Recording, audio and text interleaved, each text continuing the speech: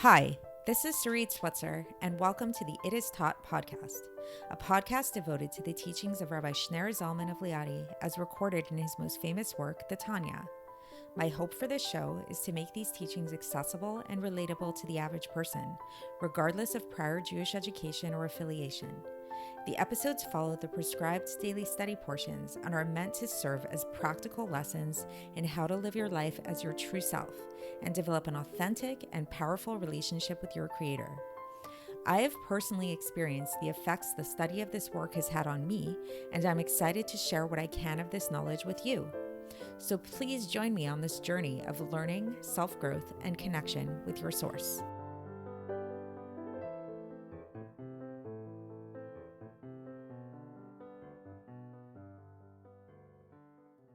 Hi, and welcome to the It Is Taught podcast. This is episode 572 for the 28th of Sivan in a regular year. So today's episode is going to be really interesting. So today is kind of a continuation, really, of yesterday's episode. And the topic that we've been discussing and trying to grapple with is this idea of how when we talk about God, when we refer to God, when we reference God, especially in terms of his attributes, there's a tendency, which is very normal in humans, to refer to ourselves, to anthropomorphize God. And this isn't just something that we do like just on our own. We actually see that the Bible does this, that our prayers do this, that we see often there's references to God's attributes, God's kindness, God's wisdom, God's hand, even God's eyes.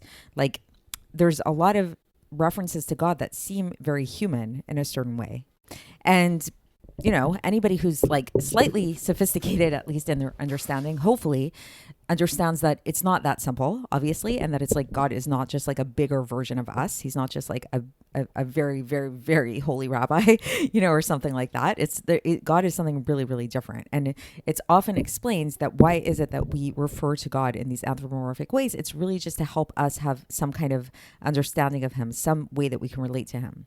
We've also spoken about in Chassidus elsewhere in previous episodes about this idea that really the way to think about it is really to flip this whole thing around on its head, in the sense that like the tendency that humans have is to look at our hand, for example, and say, okay, well, I have a hand, so this is a hand, right? And then there's God, and we talk about God's hand. So when I think about God, it's like, okay, so God he might not have an actual hand, obviously, because we know that he's not human. So he has like something like a hand. So it's like, I kind of have a hand. I have a hand, I have an actual hand, and God has something sort of like a hand. But what Chassidus does, it flips this entire thing on its head. And it says that this hand that you think you have, that you're so sure that you have, don't be so sure about it. Because in fact, it's actually a very imperfect mirror image of God's hand. And God's hand is the ultimate hand. God is the concept of handness. And it's not only God has the ultimate hand, but God has the ultimate attribute of mercy, of judgment, of severity, of kindness, of wisdom, all these things.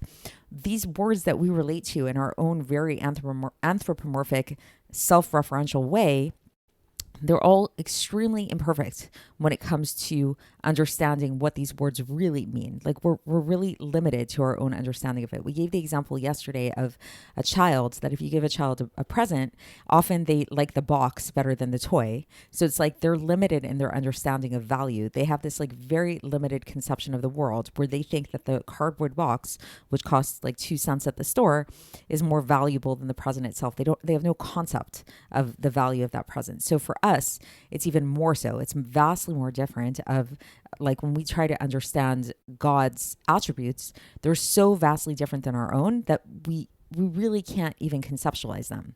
So today's episode is really going to focus on specifically one attribute of God, which is, and one attribute within humans, which is where we left off yesterday, which was really the focus of the second half of yesterday, which is the attribute of Chochma, the attribute of wisdom, and really talking about it and coming to understand how when we think about the idea of wisdom and we think about how high wisdom is, that in yesterday we spoke about how wisdom is really the initial source. It's the highest of all the attributes within a person. For God, it's like it's not that high. It's not as high as we might think that it would be. So one thing that I think is really interesting, and something maybe to keep in mind as we study these concepts, and something that might lead to a certain level of frustration, which I know it does for me sometimes. So I'm kind of maybe sharing this with you guys, and maybe some of you could relate to this, is that a lot of Chabad Hasidus centers around this idea that we use our minds, and this is very intellectual stuff if you've been following along. Like, there are a lot of technical details, a lot of ideas, a lot of concepts, a lot of philosophical, like, it really, learning Hasidus stretches the mind in many ways, right? Like forwards and backwards and in all kinds of different ways. And we're trying so hard to understand what it is that we're learning. Like, maybe you listen to these episodes a few times in order to really get the idea. I know when I learn these entries, these Tanya entries, sometimes I have to go over it 2 times, 3 times, a few times until I can really, really come to understand what it is that the Alter Rebbe is trying to teach us. But then paradoxically, it's like when you finally feel like you have a little bit of a grasp on what it is that we're learning here, the conclusion of what it is that we're learning is that we actually can't understand it, that it's actually something that's beyond our understanding. So it's this weird kind of paradox that we grapple with throughout Hasidus, is that we expand our minds to the point, and we utilize our minds to the point of their limits, of really trying to understand what it is that we're trying to understand, up until the point that we realize, oh, this is not something I can understand at all. This is way beyond my understanding. So it's a really kind of crazy journey that we're on here, where we're pushing our minds to the limits of trying to understand what is not knowable, what is not understandable. And this is really what the Rambam has instructed us to do when he says that there's a mitzvah the very first mitzvah that he gives us in his Hilchos Dea is to know God. And the explanation for that is that we really have this obligation to try, to the best of our ability, to try to understand and know God. And will we ever get there? No, we actually won't. But the mitzvah itself is to work on it, and is to try to get there. So that is sort of the mentality that I think might be useful in understanding what it is that we're going to be learning about today, namely specifically focusing on this attribute of Chochma and understanding what is Chochma exactly, and which we started talking about yesterday, and we're going to continue talking about today, and understanding how, well, for a human being, the attribute of Chochma is their highest faculty. Like, it's the faculty from which all other of our faculties trickle down and receive their vitality from this place of wisdom, quote unquote, which is, again, an imperfect translation of the word Chochma. But then in terms of God, this level of Chochma is not that high. There's actually many levels that are way higher than Chochma. And for God, God's Chochma is actually the last step. It's actually the last rung on the ladder. And the parallel that we can think about it is when we think about the attribute of action for us, the attribute of maaseh, of doing things. This is like what Chochma is for God. So let's get into the text and see how the Alter Rebbe explains this. Maybe he can break it down in a way that's a little bit more comprehensible than the way that I'm explaining it. So, okay, so now again, the Alter Rebbe is referring back. This is chapter 9 of Sha'ar HaYichud VeHaEmunah, and he references back to yesterday's episode, to chapter 8, where we talked about Chochma and about how Chochma is that initial stage within a person from which all the vitality flows throughout them, through their bina, their understanding, through their das, which then eventually leads to their emotions, which eventually then leads to thought, which eventually leads to speech, which eventually leads to action. Like, there's a progressive chain of events that happens, which all begins with Chochma. However, when we talk about God, this same Chochma, which for creative beings is this highest of all levels, the beginning of everything, is actually the last level. It's actually the end point of his action, of his maaseh. Meaning to say that we can think of Chochma, God's Chochma, as being like what we think of as Asiya. So we see this actually where there's a quote here, a citation. This is from Tehillim, chapter 104, verse 24, where it says, Kulam bechochma asita.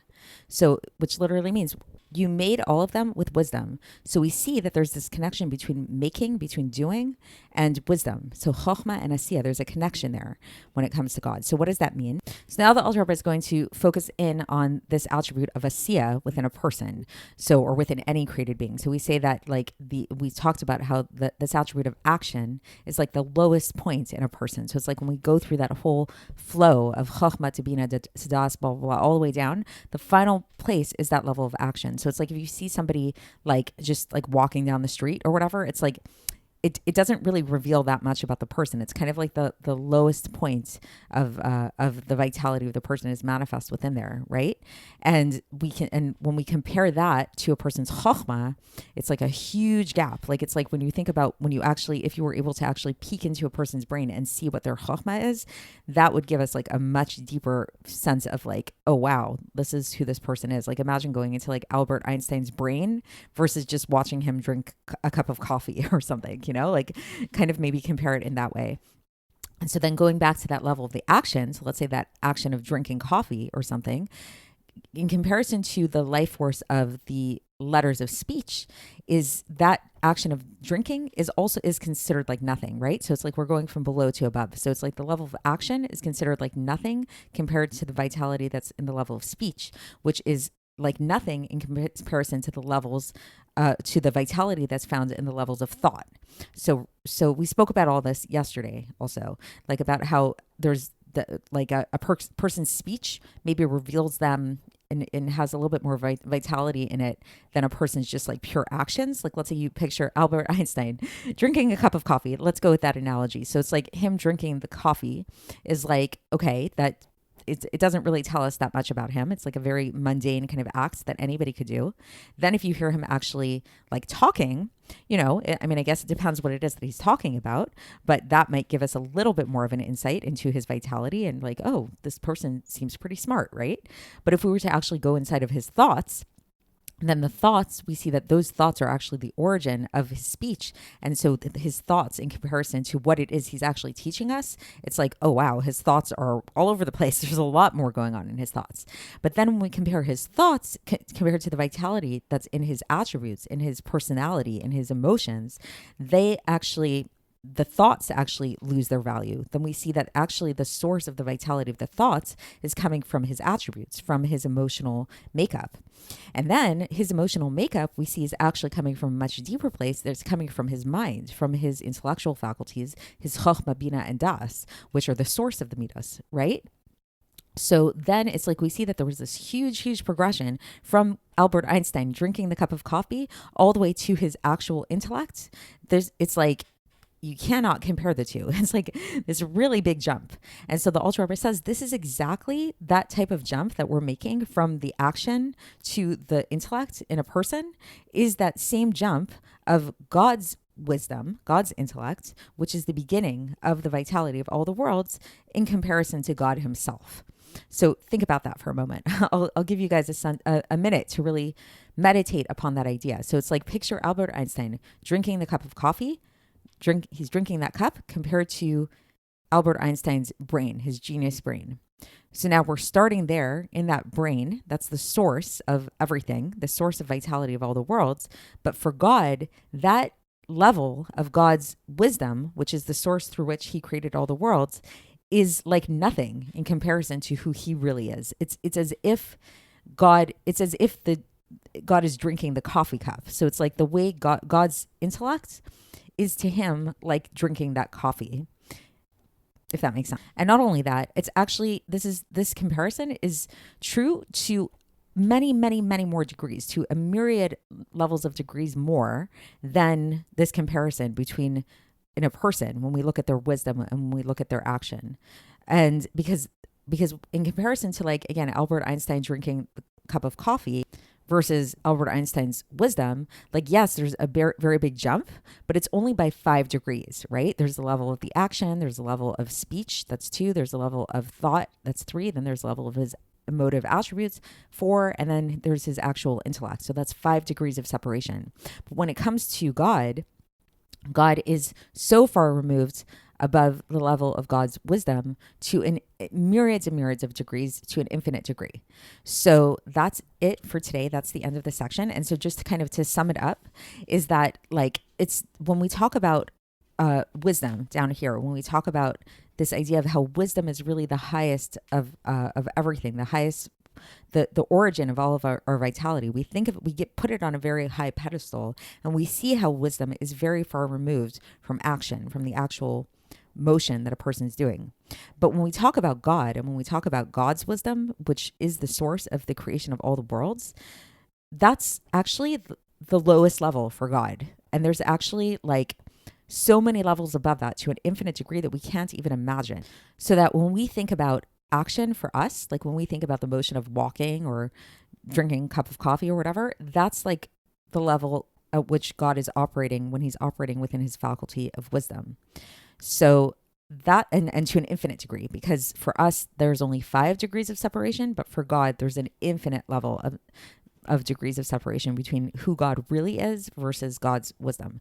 So that's it for today. And so I know these ideas can be kind of tricky to understand at first, but hopefully you are bearing with me and with the text. And so that's it for now. And we will continue along these lines tomorrow when we continue with chapter 9. And I will speak to you then. Thanks for listening to the It Is Taught podcast, hosted by Sarit Switzer. This podcast is dedicated in loving memory of my maternal grandfather, Avraham Yitzchak ben Binyamin HaKohen of blessed memory. Music by Shoshana.